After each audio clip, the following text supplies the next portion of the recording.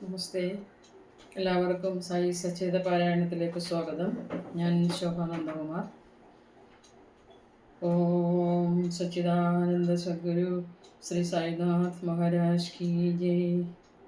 Chapter 43 and 44. ബാബയുടെ മഹാസമാധി തുടർച്ച. തയ്യാറെടുക്കൽ.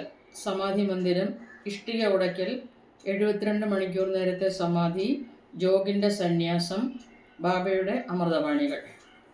മുൻകൂട്ടിയുള്ള തയ്യാറെടുക്കൽ.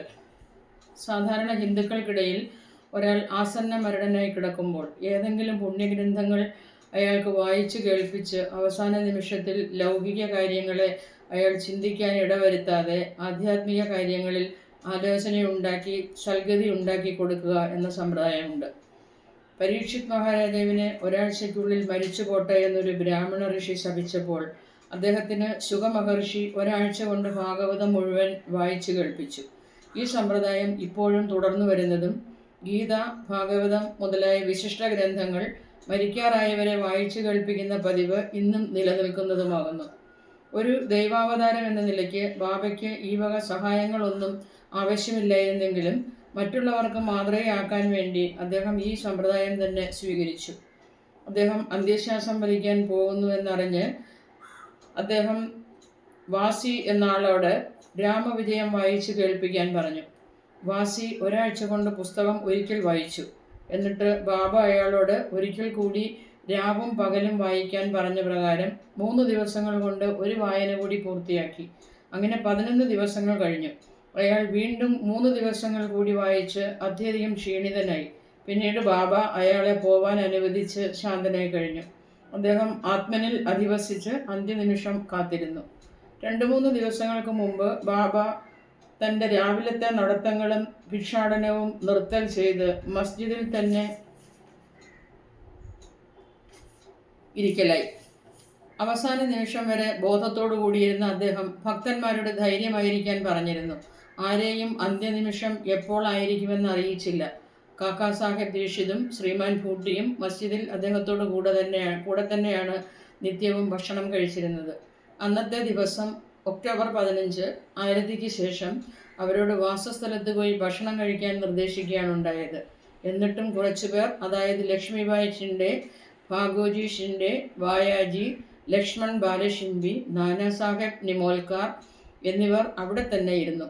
ശ്യാമ ഒതുക്കിന്മേൽ ഇരിക്കുമായിരുന്നു. ലക്ഷ്മിബായി ഷിൻഡെയ്ക്ക് 9 ഉറുപ്പിക കൊടുത്ത ശേഷം തനിക്ക് മസ്ജിദിൽ സുഖമില്ലെന്നും ഭൂട്ടിയുടെ കല്ലുകൊണ്ടുണ്ടാക്കിയ വാടയിലേക്ക് കൊണ്ടുപോകണമെന്നും അവിടെ സുഖമായിരിക്കുമെന്നും പറഞ്ഞു. ഈ അവസാന വാക്കുകൾ പറഞ്ഞ് ബായാജിയുടെ ചുമലിലേക്ക് ചാരി അന്ത്യശ്വാസം വലിച്ചു. ഭാഗോജി അദ്ദേഹത്തിൻ്റെ ശ്വാസം നിലച്ചതായി കണ്ട് താഴെയിരിക്കുന്ന നാനാസാഹേബ് നിമോൻകറോട് വിവരം പറഞ്ഞു. നാനാസാഹിബ് കുറച്ച് വെള്ളമെടുത്ത് ബാബയുടെ വായിലൊഴിച്ചു. അത് പുറത്തേക്കൊഴുകി. അപ്പോൾ അയാൾ ഉറക്കെ "ഓ ദേവ" എന്ന് വിലപിച്ചു. ബാബ ചെറുതായി കണ്ണൊന്ന് തുറന്ന് "ഹാ" എന്ന് പറഞ്ഞ മാതിരി തോന്നി. പക്ഷെ ബാബ ദേഹത്യാഗം ചെയ്തു എന്ന് വ്യക്തമായി. ബാബ സമാധിയായ വിവരം കാട്ടുതീ പോലെ ഗ്രാമമാകെ പരന്നു. ആബാലവൃദ്ധം ജനങ്ങൾ മസ്ജിദിൽ തടിച്ചുകൂടി പല വിധത്തിൽ വിലപിച്ചു. ചിലർ ഉറക്ക കരഞ്ഞു, ചിലർ നിലത്തിൽ കിടന്നുരുണ്ടു, ചിലർ ബോധം കെട്ടു വീണു. എല്ലാവരുടെയും കണ്ണുകളിൽ നിന്നും കണ്ണീർ പൊഴിഞ്ഞ് അവിടെ മുഴുവൻ ശോകസ്തബ്ധമായി. അപ്പോൾ ബാബയുടെ ദേഹം എങ്ങനെ സംസ്കരിക്കണമെന്ന പ്രശ്നം ഉയർന്നു വന്നു. ചില മുഹമ്മദീയർ ബാബയെ തുറന്ന ഒരു സ്ഥലത്ത് മറവ് ചെയ്ത് ശവകുടീരം പണി ചെയ്യണമെന്നായി. കുശൽ ചന്ദും അമീർ സർക്കാരും ഈ അഭിപ്രായത്തോട് യോജിച്ചു. അംശം അധികാരിയായ രാമചന്ദ്ര പട്ടേൽ തീർത്തും പറഞ്ഞു, "നിങ്ങളുടെ അഭിപ്രായം ഞങ്ങൾക്ക് സ്വീകാര്യമല്ല. ബാബയുടെ ദേഹം വാടയിലല്ലാതെ വേറെ എവിടെയും അടക്കുന്നതല്ല." ഇങ്ങനെ ഭിന്നാഭിപ്രായം ഉയർന്നു വന്ന് 36 മണിക്കൂറുകളോളം ഇതിനെപ്പറ്റി ചർച്ച നടന്നു. ബുധനാഴ്ച രാവിലെ ബാബ ലക്ഷ്മൺ മാമ ജോഷിക്ക് സ്വപ്ന ദർശനം നൽകി. അയാളുടെ കൈ പിടിച്ചു വലിച്ചു പറഞ്ഞു, "വേഗം എഴുന്നേൽക്ക്. ബാപ്പു സാഹബ് കരുതുന്നത് ഞാൻ മരിച്ചുവെന്നാണ്. അതുകൊണ്ട് അവൻ വരില്ല. നീ ആരാധനയും രാവിലത്തെ കാക്കട്ട് ആരതിയും നടത്തണം." ലക്ഷ്മൺ മാമ ഗ്രാമത്തിലെ ജ്യോത്സ്യനും ശ്യാമയുടെ മാതുലനുമായിരുന്നു. അയാൾ ഒരു യാഥാസ്ഥിക ബ്രാഹ്മണനായിരുന്നു. അയാൾ നിത്യവും ബാബയെയും ഗ്രാമദൈവങ്ങളെയും ആരാധിക്കുമായിരുന്നു. ദർശനത്തിന് ശേഷം അയാൾ പൂജാ സാധനങ്ങളുമായി വന്ന് മൗലവിമാരുടെ പ്രതിഷേധം വകവയ്ക്കാതെ പൂജയും കാക്കടും ആരതിയും മുറ പോലെ നടത്തി. പിന്നീട് ഉച്ചയ്ക്ക് ബാപ്പു സാഹബ് ജോഗ് എല്ലാവരോടും കൂടി വന്ന് പതിവ് പോലെ മധ്യാഹ്ന ആരതിയും നടത്തി മടങ്ങി.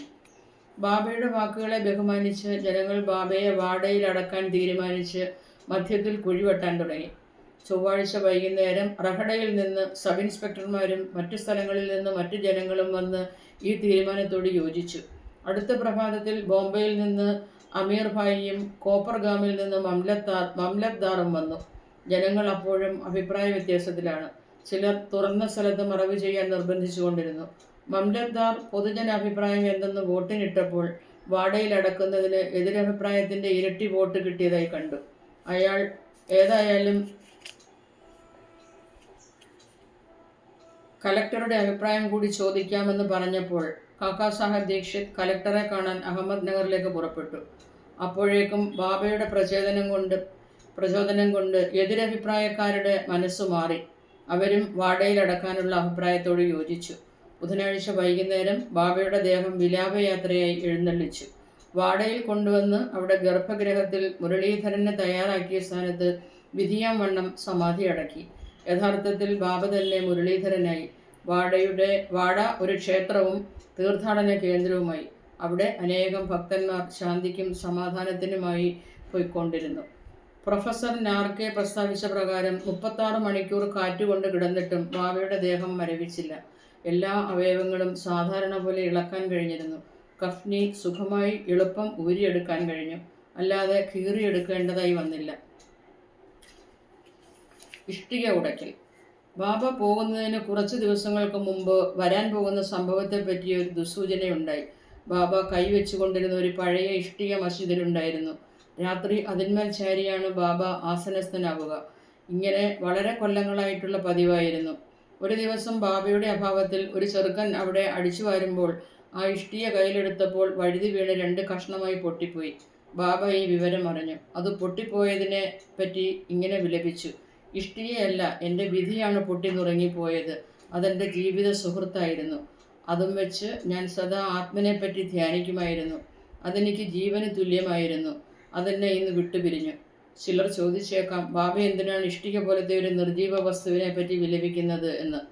അതിന് ഹേമന്ത് പന്തിൻ്റെ മറുപടി: ഋഷീശ്വരന്മാർ നിസ്സഹായരെയും ദരിദ്രരെയും സഹായിക്കാനാണ് അവതരിക്കുന്നതെന്നും അങ്ങനെ അവതരിച്ചു കഴിഞ്ഞാൽ അവർ ജനങ്ങളുമായി ഇടപഴകി അവരെ പോലെ പുറമേക്ക് പെരുമാറി ചിരിക്കുകയും കളിക്കുകയും കരയുകയും എല്ലാം ചെയ്യുമെന്നും, എന്നാൽ ആന്തരികമായി അവർ ഉത്ബുദ്ധരും ശാന്തരുമായി അവരുടെ പ്രവൃത്തി നടത്തിക്കൊണ്ടിരിക്കുമെന്നാണ്. 72 മണിക്കൂർ നേരത്തെ സമാധി. ഇതിന് 32 വർഷങ്ങൾക്ക് മുമ്പ്, അതായത് 1886-ൽ ബാബ ഒരു സീമാലംഘനത്തിന് പരിശ്രമിക്കുകയുണ്ടായി. ഒരു മാർഗപൗർണമി ദിവസം ബാബയ്ക്ക് വല്ലാത്ത കാസരോഗം പിടിപെട്ടു. അതിൽ നിന്നും മോചിതനാവാൻ ബാബ പ്രാണനെ വളരെ ഉയരത്തിലേക്ക് ഉയർത്താനും സമാധിസ്ഥനാവാനും തീർച്ചപ്പെടുത്തി. അദ്ദേഹം ഭഗത്മാല സപതിയോട് പറഞ്ഞു: എൻ്റെ ദേഹം 3 ദിവസങ്ങളോളം സംരക്ഷിക്കുക. ഞാൻ മടങ്ങി വന്നാൽ എല്ലാം ശരിയായിരിക്കും. മടങ്ങി വന്നില്ലെങ്കിൽ എൻ്റെ ദേഹം ആ തുറന്ന സ്ഥലം കാണിച്ചുകൊണ്ട് അടക്കം ചെയ്യുക. അവിടെ 2 കൊടിക്കൂറകൾ അടയാളമായി സ്ഥാപിക്കുക. ഇത് പറഞ്ഞ് രാത്രി 10 മണിയോടുകൂടി ബാബ താഴെ വീണു. ശ്വാസോച്ഛ്വാസവും നാഡിമിടിപ്പും നിലച്ചു. പ്രാണൻ ദേഹത്തെ വെടിഞ്ഞ പോലെ തോന്നി. ഗ്രാമത്തിലുള്ളവരെല്ലാം വന്ന് അന്വേഷണം നടത്തി. ദേഹം ബാബ പറഞ്ഞ സ്ഥലത്ത് അടക്കണമെന്നായി. മാലാസപതി ഇതെല്ലാം തടഞ്ഞു. ബാബയുടെ ശരീരം മടിയിൽ വെച്ച് സൂക്ഷിച്ച് അയാൾ 3 ദിവസം ഒരേ ഇരിപ്പിരുന്നു. 3 നാൾ കഴിഞ്ഞ് വൈകുന്നേരം 3 മണിക്ക് ബാബ ജീവനുള്ള ലക്ഷണം കാണിച്ചു. അടിവയറിൻ്റെ ഭാഗത്ത് ഒരു ചലനം കണ്ടു. അദ്ദേഹം കണ്ണു തുറന്ന് കൈകാലുകൾ നിവർത്തി ബോധവാനായി തീർന്നു. ഈ സംഭവത്തിൽ നിന്നും വായനക്കാർ 3.5 മുഴം നീളത്തിൽ അദ്ദേഹം കുടികൊണ്ടിരുന്ന ഒരു ശരീരം മാത്രമായിരുന്നുവോ ബാബ എന്ന് തീരുമാനിക്കട്ടെ. അദ്ദേഹം ശരീരം ഉപേക്ഷിച്ചാലും സർവാന്തർയാമിയും ആത്മനിവാസിയുമായി എന്നും നിലകൊള്ളുന്നു. പഞ്ചഭൂതാത്മകമായ ദേഹം ക്ഷണികവും നാശോന്മുഖവുമാണ്. അതിലുള്ള ആത്മൻ കേവല സത്യവും നാശരഹിതവും ശാശ്വതവുമാണ്. മനസ്സിനെയും ഇന്ദ്രിയങ്ങളെയും നിയന്ത്രിക്കുന്ന ബോധമാകുന്ന ബ്രഹ്മത്തെ സായിയായി കാണുവിൻ. ഇത് പ്രപഞ്ചത്തിലെ സർവത്തിലും മുഴുകിയിരിക്കുന്നു. അതില്ലാത്ത ഇടമില്ല. കൽപ്പിതമായ പ്രവർത്തനം പൂർത്തിയാക്കാൻ അദ്ദേഹം ഒരു ശരീരം ധരിച്ചു. പ്രവൃത്തി പൂർത്തിയാക്കിയതോടുകൂടി അത് ഉപേക്ഷിക്കുകയും ചെയ്തു. വീണ്ടും ശാശ്വതത്വത്തിലേക്ക് തന്നെ മടങ്ങുകയും ചെയ്തു. സായി മുമ്പുണ്ടായ ദത്താവതാരമായ ഗംഗാപൂരിലെ ശ്രീ നരസിംഹ സരസ്വതിയെപ്പോലെ തന്നെ എന്നും നാശമില്ലാതെ നിലകൊള്ളുന്നു. അദ്ദേഹത്തിൻ്റെ മൃതി ഒരു ബാഹ്യഭാവം മാത്രമാണ്. യഥാർത്ഥത്തിൽ അദ്ദേഹം സർവചരാചരങ്ങളിലും ആമഗ്നനായി അവയുടെ അന്തർയാമിയും നിയന്താവുമായി വാഴുകയാണ്. ഇത് ഇന്നും അദ്ദേഹത്തിൽ സർവം സമർപ്പിച്ചാൽ ബോധ്യപ്പെടുമെന്നതും പൂർണ്ണ മനസ്സാലെ അദ്ദേഹത്തെ ഭക്ത്യാദരങ്ങളോടെ ആരാധിച്ചാൽ അനുഭവപ്പെടുന്നതുമാണ്. ഇന്ന് നമുക്ക് ബാബയെ ശരിയായി കാണാൻ കഴിയില്ലെങ്കിലും ഷിർദിയിൽ പോയാൽ മസ്ജിദിൽ അദ്ദേഹത്തിൻ്റെ ജീവനുള്ള പോലത്തെ ഛായാപടം നമുക്ക് കാണാൻ കഴിയും. ഇത് ശ്യാമറാവ് ജയകർ എന്ന കലാകാരനായ ഒരു ബാബ ഭക്തൻ വരച്ചതാണ്. ഭാവന സമ്പന്നനായ ഭക്തന് ഈ പടം നോക്കിയാൽ ഇന്നും ബാബയെ ദർശിച്ച സംതൃപ്തി അനുഭവിക്കുന്നതാണ്. ബാബയ്ക്ക് ഇന്നൊരു ദേഹമില്ലെങ്കിലും അദ്ദേഹം അവിടെയും സകലയിടത്തും വാഴുന്നുണ്ട്. ഇന്നും ഭക്തന്മാരുടെ ക്ഷേമകാര്യങ്ങളിൽ അദ്ദേഹം ദേഹിയായിരുന്ന കാലത്തെ പോലെ തന്നെ തൽപരനാണ്. ബാബയെ പോലുള്ള ഋഷീശ്വരന്മാർ മരിക്കുന്നില്ല. മനുഷ്യരെ പോലെ കാഴ്ചയിൽ തോന്നുമെങ്കിലും അവർ ദൈവം തന്നെയാണ്. ബാപ്പു സാഹബ് യോഗിൻ്റെ സന്യാസം. ഹേമന്ത് പാന്ത് ജോഗിൻ്റെ സന്യാസത്തെപ്പറ്റി പറഞ്ഞാണ് അധ്യായം അവസാനിപ്പിക്കുന്നത്. സഖാറാം ഹരി എന്ന് അപരനാമമായ ബാപ്പു സാഹബ് ജോഗ് പൂനെയിലെ പ്രശസ്തനായ വർക്കരി വിഷ്ണുവ ജോഗിൻ്റെ അമ്മാമനാണ്.